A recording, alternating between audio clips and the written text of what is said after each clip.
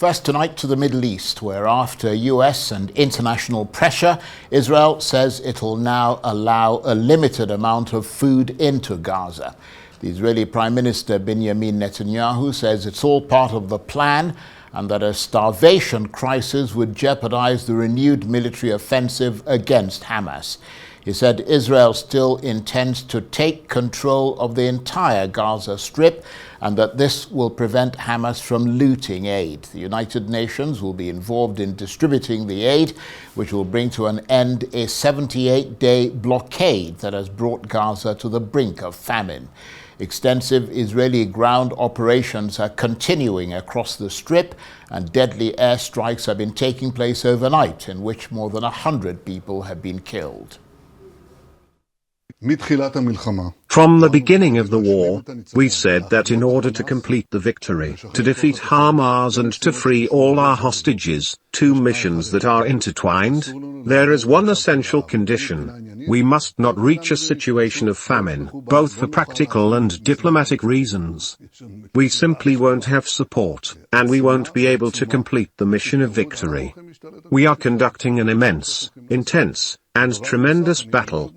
There is progress. We are going to take control of the entire territory of the Gaza Strip. That's what we're going to do. And one more thing, I simply salute the reservists. I salute our soldiers. They're doing a great job there, including this morning. I can't go into all the details, but we are not giving up. But to do this, we must do it in a way that they won't stop us. There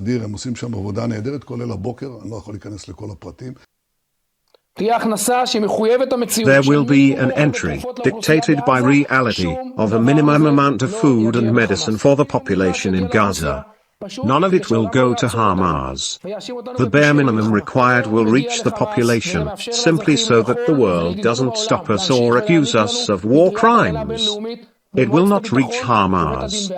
This will allow civilians to eat and our friends in the world to keep giving us diplomatic protection at the UN Security Council and in The Hague. 2 months into the latest blockade, 2 million people are starving, while 116,000 tons of food is blocked at the border just minutes away in Al-Arsh. The risk of famine in Gaza is increasing with the deliberate withholding of humanitarian aid, including food, in the ongoing blockade. Well, for his reaction and assessment, I'm joined now in the studio by the Palestinian Middle East analyst Ramzy Ibrahim. Abu Ibrahim, thank you very much indeed for coming in. Thank you. We understand that the first aid trucks have now started entering Gaza. They've been cleared by the Israelis to deliver baby food, flour and medicines, and there are 9 such aid trucks. What's your reaction to that? Well, thank you for having me today. Yes, the long days of salvation against the 2,300,000 Palestinians in Gaza has gotten to a stage the European Union, the freedom of any concern, a human being, who stood up and said, no, no more. You have to stop this war against the civilians. This war against the existence of the owners of the land in Gaza. That is why the pressure came to the Zionist government in Israel today. The Zionist, if you look at what he said, Smotrich, I think you did not continue his speech. He said we shall destroy the remaining part of Gaza and we shall transfer the remaining living civilians on the third country outside Palestine. Well, I doubt if they're going to be able to do that. They will not do that. Because the rest of the world is opposed to it. But let me ask you this. I don't mean to interrupt you. Just focusing on the aid that has started going in. This is a drop in the ocean in terms of what's happening in Gaza on the ground. A few months ago, I understand 500 trucks a day were coming in. So 9 trucks is just is nothing really. Give us an update on the situation in Gaza for people who are trying to find food. This is just an ashes in the ice. just to tell the world we have given a little trucks to survive. These 9 trucks of the day, to whom? But that's just the first set. More are coming. Let us watch and see. Yeah, more are coming Let because us watch. those are the ones that have been cleared by Israel, but others are in the process. I hope, as every single Palestinians, that 900 or 500 trucks a day can enter. Well, I don't know if I don't know the number, but for you, the fact that Israel is saying that it'll now allow a basic amount of food to enter Gaza, that's progress, isn't it? Well, I doubt it's progress. It's just the pressure, outside pressure, internationally pressure against the Benjamin Netanyahu government, making Benjamin Netanyahu to come down a little bit. Yeah, but that's good, though, isn't it? Well, when it comes to 200 above, we say it's good. Right. 9 trucks a day does not even goes to one single camp. Right. But what about Benjamin Netanyahu saying Israel will control the whole of Gaza? What more can you tell us about that? I mean, does it look like he's trying to appease the far right in his cabinet who don't want an end to this war? You see, Benjamin Netanyahu want to, as I told you earlier and before, he want to continue on his seat. He's dreaming of a victory. He's dreaming of a victory against the Palestinians, not against Hamas. He's fighting the Palestinians, not Hamas. He's fighting the children of the future of the Palestinians. Because of the last 3 days, he killed 500 people in the north part of Gaza and Gaza city alone. 500. Out of the 500, you have 10 families are demolished from the register of a human being. He's fighting the child of 1 year, 6 months, 2 years, less than 18 years. He's fighting the future of the Palestinians. And he doesn't know. We are Palestinians. We born as many as we can from one woman. If we marry 2 women, what will happen? Right. Well, what about the claim that Hamas is looting the aid that's coming into Gaza, which is why Israel wants to take over the whole of Gaza?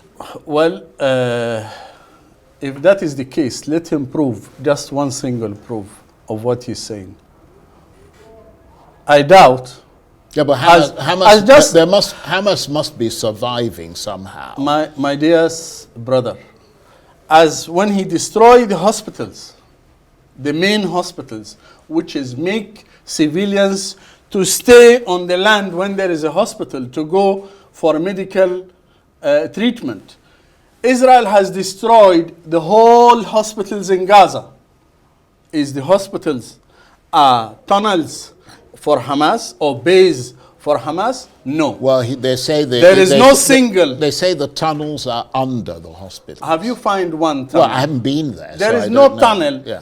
By the United Nations and by all the organization which has entered Gaza, they have not single tunnel has been approved is under even near a hospital. Well, to be fair, Mr.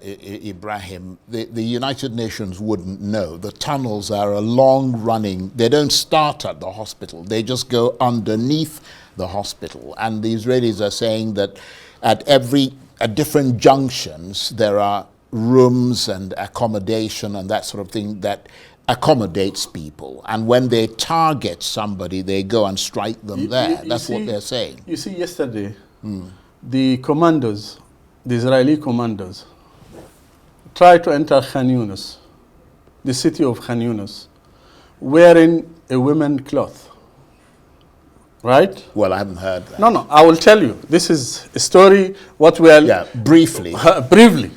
They have tried to enter that city, claiming there is hostages somewhere.